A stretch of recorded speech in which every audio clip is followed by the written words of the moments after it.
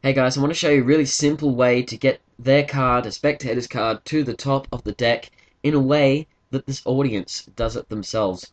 So what you're going to have them do is you're going to have them, I don't know, cut to a random point in the deck, let's say to there, and have that be their selected card. So in this case it's the 10 of hearts.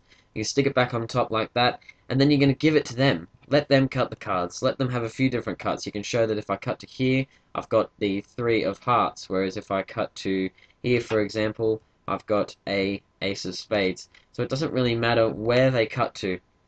The cards really are being cut. However, at some point in time, you're going to cut the cards to a certain point where you can click your fingers and their card will be at the top of the deck.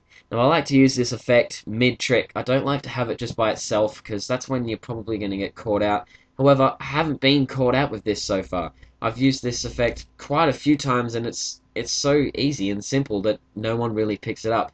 So I'll use the 10 of hearts again. So just say they've cut the cards to that point again. So I'll just use a little pinky break. So say they cut to that point.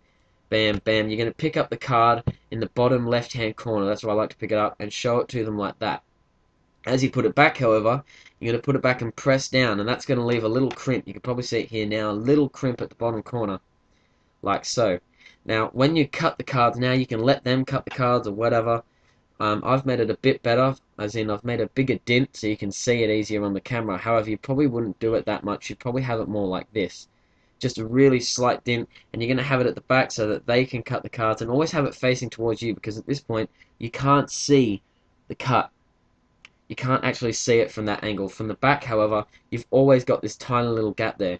So you can have them cut the cards as many times as you want, and if you want, you can let them just keep cutting the cards until they cut there themselves, in which case their card is now on top. The cool thing about this is they're getting their card to the top of the deck. You're not doing any silly sleight of hands, you're not doing any sneaky moves.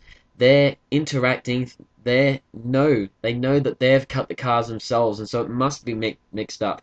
However, in reality, they're getting their own card to the top of the deck themselves. So that's a really cool thing. It's no one's going to catch you out. I guarantee. If you do it properly, if you've got a table, always have the fold facing yourselves and just sit back and say, "You cut the cards." They cut the cards. You can let them cut it a number of times until they do it themselves. It doesn't matter. I like to use this mid trick, and then you can use it like I did, just by itself. But no matter how you use it, it is a great effect, and it's so easy. You're never going to get caught out if you do it properly. So just once again, pick it up at the bottom corner. In this case, it's the ace of clubs, and just put it down like that. And already, I've got that little crimp there, which now means I can see the gap in the middle. Alright, have fun with that. Hope that helps. See you later.